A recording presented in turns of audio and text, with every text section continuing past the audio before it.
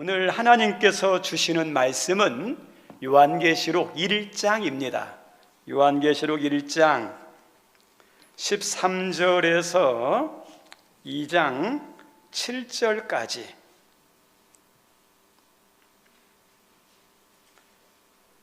1장 13절에서 2장 7절까지 우리 함께 읽겠습니다. 촛대 사이에 인자 같은 이가 발에 끌리는 옷을 입고 가슴에 금띠를 띠고 그의 머리와 털의 희기가 흰 양털 같고 눈 같으며 그의 눈은 불꽃 같고 그의 발은 풀무불에 단련한 빛난 주석 같고 그의 음성은 많은 물소리와 같으며 그의 오른손에 7별이 있고 그의 입에서 좌우에 날성검이 나오고 그 얼굴은 해가 힘있게 비치는 것 같더라. 내가 볼 때 그의 발 앞에 엎드러져 죽은 자 같이 되매 그가 오른손을 내게 얹고 이르시되 두려워하지 말라. 나는 처음이요 마지막이니 곧 살아있는 자라. 내가 전에 죽었었노라. 볼지어다 이제 세세토록 살아있어 사망과 음부의 열쇠를 가졌노니 그러므로 내가 본 것과 지금 있는 일과 장차 될 일을 기록하라. 내가 본 것은 내 오른손의 7별의 비밀과 또 7 금촛대라. 7별은 7 교회의 사자요 7 촛대는 7 교회니라. 에베소 교회 사자에게 편지하라. 오른손에 있는 7별을 붙잡고 7 금촛대 사이를 거니시는 이가 이르시되 내가 내 행위와 수고와 내 인내를 알고 또 악한 자들을 용납하지 아니한 것과 자칭 사도라 하되 아닌 자들을 시험하여 그의 거짓된 것을 내가 드러낸 것과 또 내가 참고 내 이름을 위하여 견디고 게으르지 아니한 것을 아노라. 그러나 너를 책망할 것이 있나니 너의 처음 사랑을 버렸느니라. 그러므로 어디서 떨어졌는지를 생각하고 회개하여 처음 행위를 가지라. 만일 그리하지 아니하고 회개하지 아니하면 내가 내게 가서 내 촛대를 그 자리에서 옮기리라. 오직 내게 이것이 있나니 내가 니골라당의 행위를 미워하는도다. 나도 이것을 미워하는도다. 귀 있는 자는 성령이 교회들에게 하시는 말씀을 들을지어다.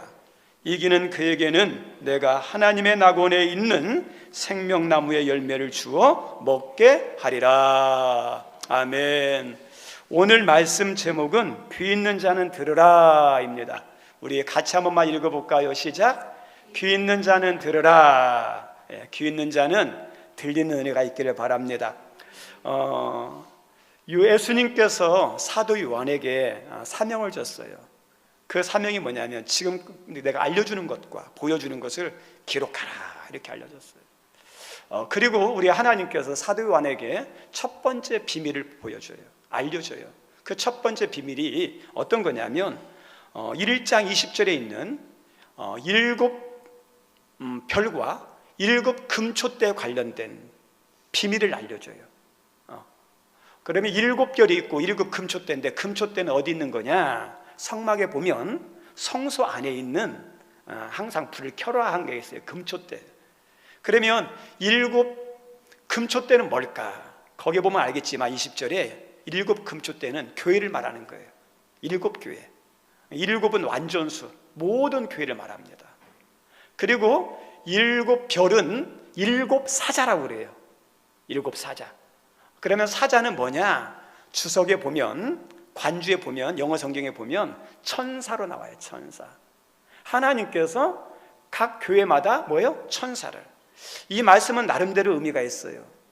우리 천사가 어떤 존재죠? 영물인데 성도와 교회들을 도와주는 거예요. 우리 아브라함 때 천사가 와서 하나님 말씀을 전해줬어요. 야, 당신 하나님께서 이렇게 아들을 주실 거야. 그런 소식을 전해준 것도 천사예요. 그리고 애굽으로 내려가려고 할 때 내려가지 못하도록 한 것도 천사예요. 천사를 통해서 하나님의 말씀을 전해줘요. 또 여호수아가 여리고성과의 전쟁을 할 때 천사가 나타났는데 여호와의 군대 장군이에요. 도와주려고. 그래서 이 천사라는 의미는 어떤 거냐? 우리에게 필요한 말씀을 주시고 필요할 때 지켜주시고 도와주시는 의미가 있어요. 우리 하나님께서 교회와 성도를 어떻게 한다고요? 천사를 통해서, 천사 같은 사람들을 통해서 말씀을 주시고 도와주신다는 의미가 있거든요. 우리 이 사도 요한이 예수님을 발견해요. 근데 예수님을 발견했는데 예수님이 있는 장소가 어디였냐? 촛대 사이. 예, 촛대 사이. 우리 성도님들, 이것은 아주 중요한 의미가 담겨 있습니다. 어떤 사람이 그 사람이 중요하게 여기는 게 뭘까? 주된 관심사가 뭘까? 알려면 뭘 보면 되냐면 그 사람이 어디 자주 가느냐, 누굴 자주 만나느냐, 그리고 얼마나 많은 시간을 거기에 쏟고 있느냐. 그거 보면 나는 당신이 좋아할지 몰라도 아니에요. 가장 많은 시간, 자주 가는 곳, 그것이 그 사람의 진짜 중요하게 여기는 것을 보여주는 거예요. 우리 예수님께서 이 금촛대 사이를 돌아다닌다, 지나가고 있다. 교회죠. 다시 말하면 우리 주님이 관심사가 뭐냐, 중요하게 여기는 것이 무엇이냐, 그걸 알려줘요. 우리 주님은 뭐가 중요해요? 무엇에 관심이 많아요? 교회. 그리고 교회에 있는 성도. 하나님의 주된 관심사는 그거예요. 그것을 어떤 그 사이를 돌아다니는 거예요. 그리고 하나님은, 우리 주님은 우리의 무엇에 대해서 관심이 많을까요? 신앙이에요. 신앙. 여러분의 재정도 중요하고 여러분의 추구하는 목표도 중요하지만 하나님께서 우리의 모든 것 중에서 가장 관심을 가지고 돌보기를 원하는 첫 번째가 뭐냐? 신앙이에요. 신앙. 왜 그럴까요? 신앙이 중요하니까. 그래서 지금 예수님께서 지금 교회와 성도들 사이를 돌아다니는, 왜 돌아다녀요? 천사를 통해서도 말씀을 주시고 돌봐주시고 도와주시지만 예수님이 친히 돌봐주시는 거예요. 지금도 우리 성도님 어때요? 교회 안에 여러분 가운데 누가 계셔요? 하나님이 여러분을 이렇게 돌아다니시는 거예요. 하나님이 여러분 가운데 계시는 거예요. 지금 이 말씀을 기록할 당시 교회와 성도의 상황이 어떤가 아시죠? 로마 황제들이 개인 박해가 아니에요. 황제가 박해하는 거예요. 그냥, 그리고 어떠냐, 개인이 박해하는 게 아니라 조직적으로 박해하는 거예요. 그래서 이 박해를 벗어날 길이 없어요. 그 조그만한 교회와 성도들이 계속 반복되고 연속 이어지는 그 수많은 박해들을 감당하기에는 너무나 힘들어요. 그리고 그 박해 앞에서 교회들이 흔들려요. 생명보다 소중한 믿음을 잃어버리고 교회를 떠나가는 사람들이 있어요. 우리 성도들, 여러분들이, 자녀들이 몸이 아파요. 그럼 어떠죠? 얼마나 마음이 아파요. 우리 주님이 교회가 흔들리는 걸 보면서, 이 박해 앞에 떠나가고 신앙을 잃어버리는 걸 보면서 우리 주님의 마음이 아픈 거예요. 그리고 어떠냐면 가만히 둘 수가 없으니까 흔들리는 교회, 흔들리는 성도를 돌아다니면서 어때죠? 신앙을 위로하고 격려하고 힘을 북돋아주는 거예요. 저는 이 말씀을 읽으면서 어떤 느낌이 있냐면, 하나님 우리에게 찾아오셔서, 야, 누구야, 힘들지만 힘내라. 누구야, 너 이길 수 있어. 그렇게 말씀하시는 것처럼 느껴졌어요. 지금도 우리 교회와 한국교회와 여러분 가운데 누가 운행하셔요? 예수님이. 그러면서 우리의 신앙에 대해서 관심을 가지시고 힘든 분들, 무너지는 분들, 흔들리는 분들한테 뭐라고요? 저 따라 삽니다.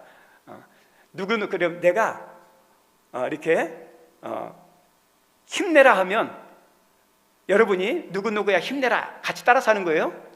자, 누구야 힘내라. 시작. 혁명아 힘내라. 그렇게 하는 거예요. 다시 시작. 혁명아. 자기 이름 넣어서 하라니까요. 다시 한 번만 시작. 혁명아 힘내라. 아멘. 다시 한 번만. 너 이길 수 있다. 이름 넣어서 시작. 누구야, 너는 이길 수 있다. 아멘. 우리 옆 사람에게 다시 한번 하겠습니다. 누구 집사님 힘내십시오. 시작. 쑥스러워하지 마시고. 그리고 다시 누구 집사님 승리할 수 있습니다. 그렇다니까요. 제가 느낀 게 그래요. 우리 예수님께서 이 교회 사이와 성도 사이를 진행하면서 방치할까요? 너 힘들구나, 너 알아서 해, 그렇게 할까요? 아니에요. 열심히 하는 분도 잘한다 칭찬할 것이고, 힘들하면 어때요? 위로하시면서 격려하시면서 힘내, 화이팅! 그리고 어떠냐? 너도 이길 수 있어. 하나님이 위로하시는 거예요. 우리 하나님은 그렇게 위로해 주시는데 정확하신 분이에요. 그래서 우리들의 믿음의 현주소를 먼저 알려주셔요. 우리 지금 여러분의 믿음의 현주소가 어떤 거죠? 우리들의 믿음의 현주소를 알아야 돼. 내 지금 믿음의 상태를 알아야 돼요. 우리 계시록에서 중요한 게 뭐냐면 이 땅이 전부가 아니라 하나님 나라가 있다는 것, 그리고 하늘나라는 어떤 곳인지, 얼마나 좋은 곳인지를 보여줘요. 그리고 성도들은 다 어디 가야 된다고요? 하늘나라. 궁극적인 목표가 그거거든요. 그런데 그 나라 가기까지 뭐가 있어요? 박해가, 환란이 있다는 거예요. 그것을 이겨내야 되는 거예요. 그것을 이겨낼 만한 너희들 믿음이 있느냐? 천국은 예수 믿는 사람이 가지만 또 한 가지 누가 간다고요? 이기는 사람이 가는 거예요. 예수님 믿어도 이기지 못하면 못 가요. 그래서 지금 너희들의 믿음의 현주소가 어떤 건지, 그리고 그 믿음 가지고 너희들이 이길 수 있느냐, 그 우리들에게 가르쳐줘요. 그래서 하나님께서 이 사도 요한에게 7개 교회에 편지를 보내요. 7개 교회는 모든 교회라고 그랬죠. 근데 7개 교회를 크게 3가지로 분류할 수 있습니다. 저도 이 말씀을 나누면서 7개 교회를 다 하고 싶어요. 근데 시간이 많이 걸려요. 이번에는 계시록을 그래도 끝까지 좀 나누고 싶은데 7주가 걸리니까 이것만 하더라도 그냥 요약해서 오늘 하겠습니다. 7개 교회가 있는데 이 7개 교회를 크게 3가지로 분류합니다. 하나는 어떠냐? 저 따라 삽니다. 칭찬만 있는 성도, 칭찬만 있는 성도, 칭찬만 있는 교회예요. 세상에 완벽한 성도, 완벽한 교회가 있으면 좋은데 없어요. 불가능해요. 왜요? 인간 자체가 죄인이고 불완전하니까. 죄 많은 사람들, 불완전한 사람들이 모인 곳이 교회인데 그 사람들이 모였으면 뭐가 있겠어요? 문제가 있죠. 완벽할 수는 없어요. 목회자도 장로도 안수집사님도 어떤 성도도 어때요? 장단점이 있어요. 모든 지상에 있는 교회도 어떨까요? 완전한 교회는 없어요. 그런데 오늘 7교회 가운데 서문학교와 빌라델포 교회는 거완벽에 가까운 교회예요. 우리 하나님께서 책망이 하나도 없어요. 어떻게 했길래 책망이 없고 칭찬만 있나? 너무너무 부러운 거예요. 너무너무 어떠냐? 닮고 싶은 교회예요. 서문학교와 빌라델포 교회. 그 중에서 특별히 빌라델포 교회만 한번 잠깐 묵상해 보고자 합니다. 이 빌라델포 교회는 유래가 담겨 있습니다. 기원전 150년경 유메네스 2세라는 분이 버가마라는 곳을 통치하는 왕이었어요. 근데 이 왕에게는 2명의 아들이 있었습니다. 큰 아들이 있고 작은 아들이 있고. 근데 작은 아들이 더 능력도 있고, 그 다음에 어떠냐? 여러 가지 지혜도 넘쳐나요. 모든 것이 좋아요. 그런데 왕이 죽고 난 다음에 형이 왕이 돼요. 근데 이 동생은 형이 그 지역을 잘 통치할 수 있도록 막 잘 도와줘요. 근데 백성들이 말합니다. 야, 진짜 똑똑한 사람, 유능한 사람은 동생이야. 동생이 왕이 됐으면 좋겠다. 그리고 동생이 이야기합니다. 형보다 당신이 유능하니까 당신이 왕이 되십시오. 막 이렇게 유혹해요. 그런데 이 동생은 전혀 흔들리지 않아요.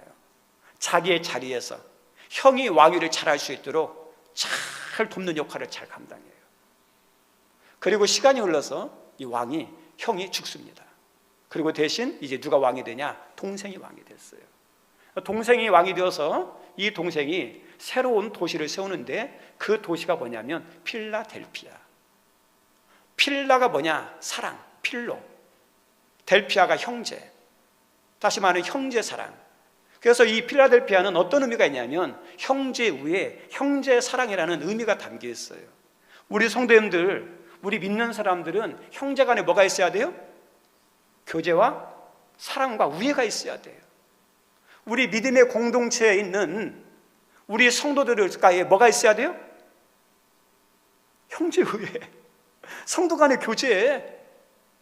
신앙이 중요해요. 신앙은 예수님과 1대1이지만 우리의 신앙이 더 풍성해지기 위해서는 성도들과 교제하고 우애하는 게 얼마나 중요한지 몰라요. 우리 사도신경의 고백 가운데 거룩한 공의라고 나오죠. 거룩한 공의를 믿습니다가 나와요. 그럼 거룩한 공의는 뭘까요? 공동체로 같이 존재하는 존재라는 거예요. 그래서 우리 성도님들 신앙생활 잘하려면 서로 교제를 잘하는 거, 동참하는 게 이게 얼마나 중요한지 몰라요. 그래서 이 성도들 간에 우애하는 것, 사랑하는 것, 이게 필라델피아 교회 이름에 담긴 뜻이에요. 그리고 이 필라델피아 교회는 이름의 뜻만 아니라 신앙적인 면에서도 오늘날 교회와 성도들이 꼭 본받아야 할 만한 도전을 주는 놀라운 교회예요. 이 교회의 특징에 대해서 알려주는 게 3장 8절인데 3장 8절 한번 읽어보도록 하겠습니다. 함께 읽습니다. 시작. 볼지어다 내가 내 앞에 열린 문을 두었으니 능히 닫을 사람이 없으리라. 내가 내 행위를 아노니 내가 작은 능력을 가지고서도 내 말을 지키며 내 이름을 배반하지 아니하였도다. 아멘. 여기 보면 알겠지만 열린 문이래요. 하나님께서 열어놓은 문 하나 뒀다 그랬는데 이 문이 어떤 문인지는 정확히 모르겠어요. 선교의 문인지 무슨 문인지는 몰라요. 근데 한 가지 우리가 알 수 있는 것은 하나님이 열어놨으면 좋은 문일까요? 나쁜 문일까요? 하나님은 좋은 문이에요. 좋은 문을 열어놨어요. 우리 성도님들, 우리들이 문이 열려야 할 것은 열리는 은혜가 있어야 돼요. 그죠? 닫혀 있으면 안 돼요. 우리가 오늘도 예배를 하나님께 잘 드리고 은혜를 받으려면 열려야 돼요. 뭐가 열려야 돼요? 입이 열려야 돼요. 입이 닫히면 안 돼요. 귀가 열려야 돼요. 아멘? 입이 열리고 귀가 열려야 뭐냐? 은혜의 문이 열리게 돼 있어요. 중요한 것은 열리는 게 중요해요. 우리가 많이 수고하고 많이 노력하는데 열매가 없어 보세요. 안 열려보세요. 얼마나 답답해요. 얼마나 힘들어요. 얼마나 자질스러워요. 우리를 힘들게 하는 건 뭐냐면 안 해놓고 열매가 없으면 닫혀 있으면 괜찮은데 열심히 했는데도 여전히 닫혀 있다. 수고를 그렇게 하는데도 불구하고 열매가 없다. 그러면 그것처럼 힘 빠지는 것이 없어요. 열려야 할 것은 열리고 열려서 어떠냐? 열매가 맺혀질 건 맺혀져야 돼요. 우리 성도님들, 이 여는 것은 누가 하는 거냐? 내가 하는 게 아니에요. 누가 여는 거예요? 하나님이 여는 거예요. 여는 거. 하나님이 여는 것. 그래서 우리가 때가 되면 필요하면 하늘의 문도 열려야 돼요. 필요하면 뭐 돼요? 땅의 문도 열리고, 하나님께서 필요하면 때가 되면 은혜의 문도 열리고 전도의 문도 열리고 구원의 문도 열려야 돼요. 필요하면 때가 되었으면 자녀들의 어떤 인생의 문도 하나님이 열어주셔야 돼요. 내가 노력하는 것도 있지만 내 노력은 아무것도 아니에요. 누가 중요해요? 하나님이 열어주시는 게 중요해요. 근데 이 필라델피아 교회에 하나님께서 문을 열어놨다는 거예요. 얼마나 복된 교회예요. 열어놨으니까. 열어놓으니까 이게 잘하는 거죠. 그런데 우리 성도님들, 하나님이 열어놓으시는데 우리 미움도 이쁨도 어디서 난다고요? 그 말이 의미가 있어요. 이쁨도 미움도 자기에게 나와요. 하나님은 사랑하셔서 열어주기를 원하는데 그 은혜의 이쁨도 어디서 나와요? 다 각자에게서 나오는 거예요. 하나님이 어떠냐? 그것을 보는 거예요. 이 빌라델피아 교회는요, 하나님의 은혜를 부르는 그 아름다운 믿음의 모습이 있어요. 성경 말씀 우리 다시 한번 보겠습니다. 계시록 3장 8절 같이 한번 읽습니다. 시작. 볼지어다 내가 내 앞에 열문을 두었으되 능히 닫을 사람이 없으리라. 내가 내 행위를 아노니 내가 작은 능력을 가지고서도 내 말을 지키며 내 이름을 배반하지 아니하였도다. 아멘. 작은 능력을 가지고서도 내 말을 지켰다 그러죠. 우리 성도님들, 우리 책 가운데 우리가 배워야 할 것, 유치원에서 배웠다라는 거 우리가 아시잖아요. 중요한 것은 어렸을 때 다 배웠어요. 어릴 때 다, 초등학교 때 다 배워요. 그것만 지켜도 문제 없어요. 우리 신앙도 마찬가지예요. 신앙도 어떠냐? 이미 어떠냐? 다 중요한 건 알고 있어요. 우리 선생님 신앙생활 몰라서 지금 못하는 거예요? 내가 알고 있는 것만 행해도 위대한 믿음의 사람이 된다니까요. 알고 있는 것만 하더라도 이미 다 알고 있어요. 중요한 건 다 알고 있어요. 중요한 것은. 그리고 우리는 거짓에 속고 있어요. 어떤 거냐? 오래 믿어야 돼, 직분이 있어야 돼, 능력이 있어야 돼, 교회가 커야 돼, 달란트가 많아야 돼. 이것은 다 거짓이에요. 마귀의 속삭임이에요. 우리 성도님들, 우리가 오래 안 믿어도, 직분이 약해도, 능력이 없어도, 한 달란트도 얼마든지 하나님께 쓰임받을 수 있어요. 사도 바울이 전도하면서 세웠던 교회 가운데 하나가 데살로니가 교회가 있습니다. 데살로니가 교회에 대해서 아시는 분 있습니까? 기억나십니까? 데살로니가 교회는 어떤 거냐? 믿음의 역사, 사랑의 수고, 그 다음에 소망의 인내, 믿음, 사랑, 소망이 다 있었던 교회예요. 그리고 얼마나 믿음 생활을 모범적으로 했든지 그 주변 지역에 칭찬이 잦아있고 소문이 났어요. 야, 믿으려면 저렇게 믿어야 돼, 저 교회처럼 믿어야 돼. 소문이 난 교회가 데살로니가 교회예요. 그런데 이 데살로니가 교회에 사도 바울이 복음을 전할 때 몇 주 동안 복음을 전했을까요? 3주에 3주. 3주 복음을 증거하고 어쩔 수 없이 그 지역을 떠나서 다른 데 복음을 전할 수밖에 없어요. 신앙의 연륜도 짧아요. 복음도 제대로 듣지 못했지만 그래도 그 3주 동안에 들어있는 핵심의 진리를 붙잡고 씨름하는 가운데 신앙과 교회가 훌륭한 교회가 돼요. 오늘 본문에 나오는 빌라델피아 교회도 환경이나 조건이나 여러 가지 모든 면이 다른 6교회와 비교할 때 가장 열악한 교회예요. 재정도 어려워요. 교회도 제일 작아요. 구성원의 신분도 어떠냐? 노예 출신들이 많아요. 노예 출신들이. 근데 이 빌라델피아 교회는 교회가 적다, 재정이 약하다, 우리 신분은 전부 다 어떠냐? 낮은 신분이니까 우리는 할 수 있는 게 없어요 하면서 좌절하고 절망하고 변명만 일삼고 아무것도 안 했어요. 가만히 있는 교회는 아니었어요. 적지만 부족하지만 그것 가지고 어때요? 열심히 했어요. 근데 그 작은 것 가지고도 열심히 했는데 그 가운데 뭐가 있어요? 하나님의 역사가 나타나는 거예요. 우리 성도님들, 사람에게는 사람의 조건과 능력이 중요할지 모르겠지만 하나님께서는 사람의 조건과 능력은 아무것도 아니에요. 우리 모세가 홍해를 가른 게 뭐였었죠? 지팡이잖아요. 이 지팡이가 뭐예요? 광야에서 양칠 때 쓰는 양치는 막대기였다니까요. 근데 이 양치는 목대기로 하나님께서 어떠냐, 모세를 통해서 기적이 나타나게 하잖아요. 뱀이 되기도 하고, 그 다음에 어떠냐, 물을 나오기도 하고, 홍해를 가르기도 하고. 이 지팡이죠. 우리 다윗이 골리앗과 싸울 때 뭘로 이겼습니까? 물맷돌이죠. 아무것도 아니에요. 어떻게 물맷돌로 이깁니까? 오병이어 있습니다. 보리떡 5개와 물고기 2마리는 한 아이 먹을 수 있는 식량밖에 안 돼요. 근데 이 오병이어로 우리 하나님께서 몇 명을 먹이시죠? 5,000명을 먹이기도 12광주가 남잖아요. 우리는 아이고 저 막대기가, 저 물맷돌이, 저 오병이어가 뭐가 할 수 있어 할지 모르겠지만 아니에요. 우리 손에서는 아무 능력이 없지만 하나님 손에 들려지면 뭐가 나타나요?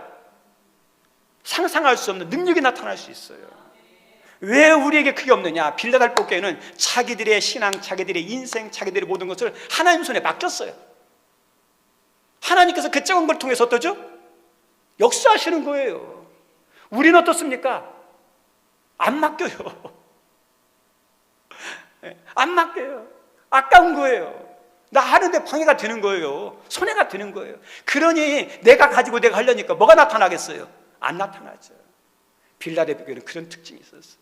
적지만 약하지만 어떠냐? 믿음으로 하나님이 원하시는 대로 드렸더니 그걸 통해서 역사하는 거죠. 그리고 그 뒤에 보면 어떤 상황에서도 주님을 배반하지 않았다 그랬죠. 우리 성도님들, 여러분 어떤 상황이 와도 주님을 배반하지 않는 은혜가 있기를 바랍니다. 그게 은혜죠. 왜 이 빌라델피아 교회를 상처받는 일 없겠고 시험받는 일 없겠고 박해받는 일 왜 없겠어요? 그런데 예수님이 영원히 떠나지 않은 것처럼 이 빌라델피아 교회도 주님을 영원히 떠나지 않아요. 죽으면 죽으리라는 믿음을 가지고 해요. 하나님이 은혜를 부르죠. 이게 빌라델피아 교회예요. 두 번째 교회의 유형이 뭐냐면 책망만 있는 교회예요. 책망만 있는 교회. 책망만. 얼마나 못했으면 칭찬은 하나도 없고 책망만 받을까. 다시 말하면 아무런 도움이 안 되고 방해만 되는 걸 말하는 거거든요. 책망만 받은 교회는 어떠냐면 라오디게아 교회이고 사대교회 두 교회가 나와요. 정말 우리 교회가 이런 교회가 되면 안 되고 여기 있는 성도가 이런 성도가 되면 안 돼요. 책망만 받는. 우리 신앙생활 이렇게 보면 막 환경에 닫혀서 잘못하는 분들이 있어요. 좀 안타까워요. 야, 하나님 열어줬으면 좋겠다 그런 생각이 들어요. 또 한 분은 어떠냐? 환경이 되는데도 신앙생활을 잘 안 하는 분이 있어요. 안타까워요. 네. 여러분들은 환경이 막혀서 못합니까? 환경은 열려 있는데 마음이 없어서 못합니까? 하나님은 아실 거예요. 하나님은 아실 거예요. 오늘 그 책망만 받은 교회 가운데 라오디게아를 잠깐 묵상하길 원하는데, 라오디게아 교회는 소아시아 7교회 중에서 신앙생활에게 가장 좋은 환경과 조건을 다 갖춘 교회가 라오디게아 교회예요. 어떠냐? 그 도시는 상업도시로 번창한 도시입니다. 그리고 더 나가서 어떠냐면 금융업의 도시예요. 금융업의 도시. 사업도 발달됐죠. 상업도 발달됐죠. 그냥 금융업도 있죠. 의과대학도 있죠. 그리고 어떠냐? 의술이 발달돼가지고 안과약도 있죠. 눈약도 막 나오죠. 그리고 어떤 것도 있냐면 이 교회는 책도 있고, 그 다음 양모사업, 양털 있죠. 예. 이 양털 사업으로 막 그 지역의 경제가 막 엄청나게 부는. 그리고 또 반면에 신앙의 어려움과 박해가 없었던 지역이 라오디게아예요. 그러면 신앙생활을 잘할 수 있는 여건을 하나님이 주셨으면 거기에 맞는 신앙생활을 잘해야 되는데, 하나님이 주신 은혜만큼 신앙생활을 못해요. 칭찬이 하나도 없어요. 우리 성도님들, 이 라오디게아 교회는 어떠냐? 하나님을 아주 가까이 한 것도 아니지만 아주 멀리 한 것도 아니에요. 그리고 뜨거운 신앙도 아니지만 완전히 어떠냐? 차가운 신앙도 아니에요. 오늘 말씀의 표현대로 하면 어떤 신앙이냐? 저 따라서 합니다. 미지근한 신앙. 미지근한 신앙이에요. 미지근한 신앙. 우리 성은 미지근한 신앙이라고 한다고 그러면 점수를 주면 100점 만점에 여러분은 몇 점 정도 주겠습니까? 미지근하면 50점 정도 줄 수 있잖아요. 50점 정도. 반줄은 줄 수 있잖아요. 미지근한 거. 그렇죠? 적당히 하는 거, 편하게 하는 거, 그래도 나름대로 신앙생활 하는 거 50점 줄 수 있을 텐데, 하나님은 이 교회에 대해서 평가를 내리는데 우리를 깜짝 놀라게 할 만한 평가를 내려요. 빵점이래요. 빵점이래요.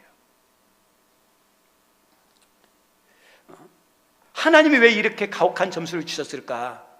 한 가지는 뭐냐? 잘할 수 있는데 게을러서 그런 거예요. 게으른 거예요. 영적으로 게으른 거예요. 우리 성도님들, 게으르고 나태한 것은 영적으로 보면 뭔 줄 아십니까? 죄예요. 게으른 것은 영적으로 악이에요. 악. 우리 게으른 것을 합리화시키면 안 돼요. 신앙의 적이에요. 신앙. 중세 시대든지 그리고 수도사들 가운데 신앙의 적이 뭐라냐? 나태, 게으름. 물리치할 것. 하나님, 예수님도 이 게으름에 대해서 아주 중요하게 다룹니다. 마태복음 25장에 보면 이 게으르고 악한 종아 이렇게 그러죠. 게으른 걸 뭐라고 그래요? 악하다고 그러는 거예요. 악하다고. 이것은 신앙에 도움이 안 되는. 게으른 사람은 아무리 환경이 좋아도 어때요? 게을러요. 게으른 사람은 교회가 아무리 코앞에 있어도 어때요? 항상 늦어요. 환경이 좋아져도. 하나님의 축복하셔도 게으른 사람은 어때요? 영적으로 게으른 사람은 여전히 그 자리에 있는 거예요. 그래서 게으른 것은요, 하나님 볼 때 쥐고 악이에요. 이것은 어떠냐? 회개할 거예요. 하나님은 불신앙도 싫어하지만 뭣도 싫어해요? 미지근한 신앙, 게으른 신앙도 싫어해요. 네, 게으른 신앙도.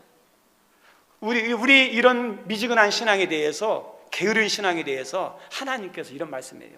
내가 토하여 내친다, 이런 말씀이에요. 이게 아무것도 아닌 것 같지만 정말 무서운 말씀이에요. 우리 동물이든 사람이든 막 이렇게 토할 때가 있어요. 언제 토하죠? 내 몸에 안 좋은 것이 들어오면요, 거부 반응이 일어나는 거예요. 내 몸에 해롭게 느껴지면, 내 몸과 안 맞으면 어때요? 거부 반응 때문에 막 토하고 싶은 것이, 이게 구토 증세예요. 우리 하나님께서 내가 토하여 내친다는 건 하나님께서 어때요? 내게 안 맞다는 거예요. 하나님의 성향과 안 맞다는 거예요. 그래서 어떠냐? 토하여 내친다고 그러죠. 하나님은 어떠냐? 게으른 거? 하나님 성향이 아니에요. 하나님이 기뻐하는 게 아니에요. 그래서 게으른 거에 대해서 하나님이 얼마나 책망하는지 모릅니다. 그래서 3장 19절에 두 가지 말씀을 줘요. 라오디게아. 첫째가 회개하라, 이거예요. 회개는 뭐에 대해서 회개하는 거예요? 죄에 대해서 하는 게 회개죠. 다시 말하면 이 게으른 게 뭐라고요? 죄다.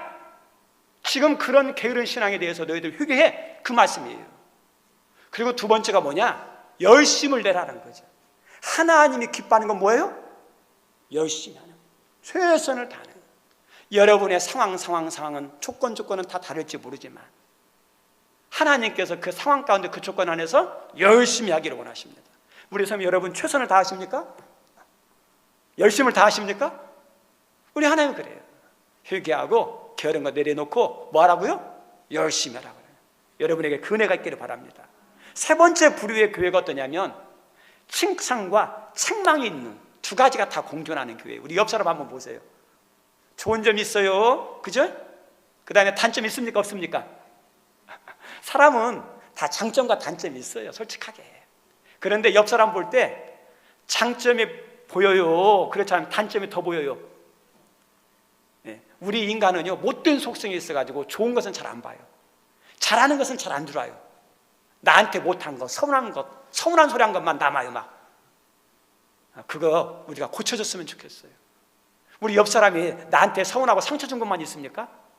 잘해준 것도 많잖아요. 그게 기억나면 어떠냐? 이쁘게 보이는데 안 좋은 것만 남으니까 시험이 드는 거예요. 그리고 하나님은 장점과 단점이 있으면 뭘 보고 쓰실까요? 장점. 장점이에요. 그래서 그 장점을 쓰시는 거예요.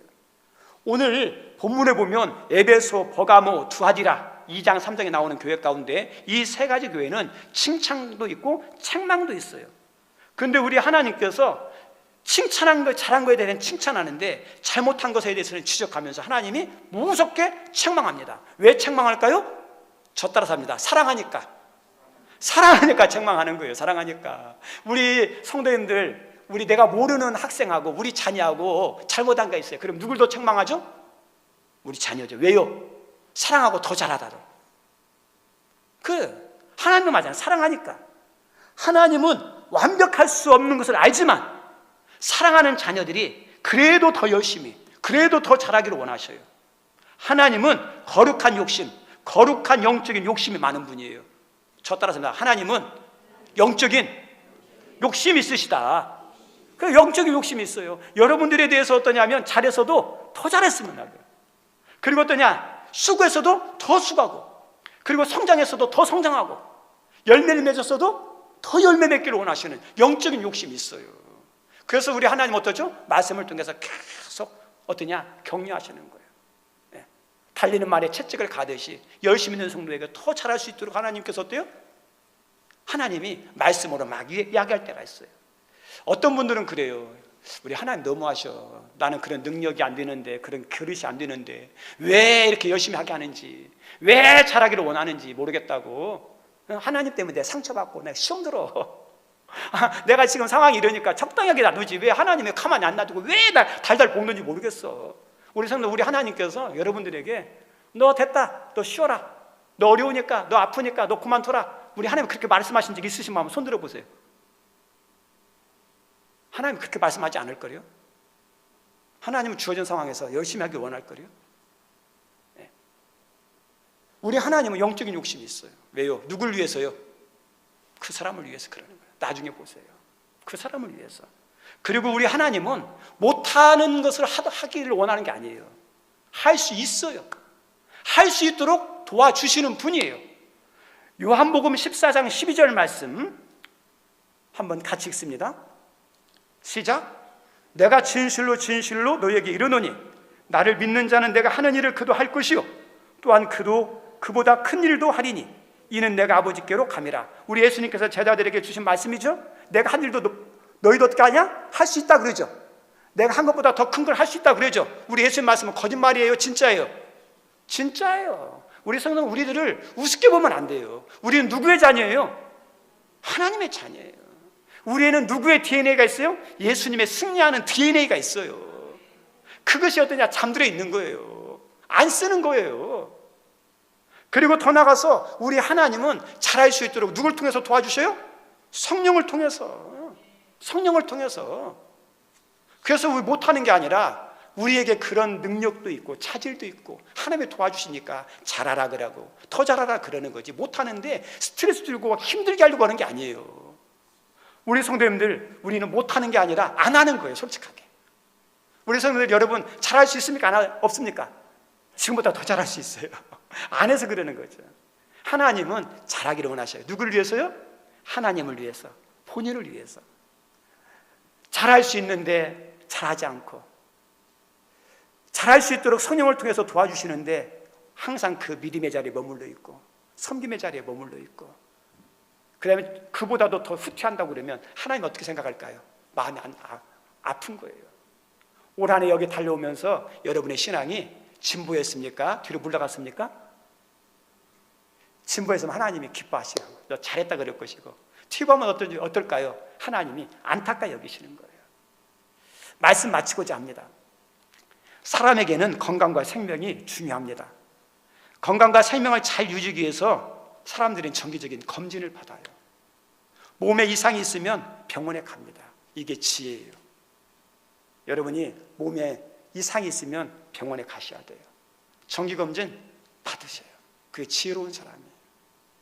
병원에서 의사 선생님이 건강검진 결과를 알려주면서 지금 위나 간이나 대장에 이렇게 좀 초기 암이라든지 암이 몇 기까지 진행됐습니다. 수술해야 됩니다. 그리고 또 이렇게 검진 결과에 대해서 고지혈증이 있네요. 혈압이 있네요. 심근경색 증세가 있네요. 그러니 이런 치료와 처방을 받아야겠습니다. 이야기하면 대부분 어떻게 하죠? 따르죠. 따르는 게 정상이에요.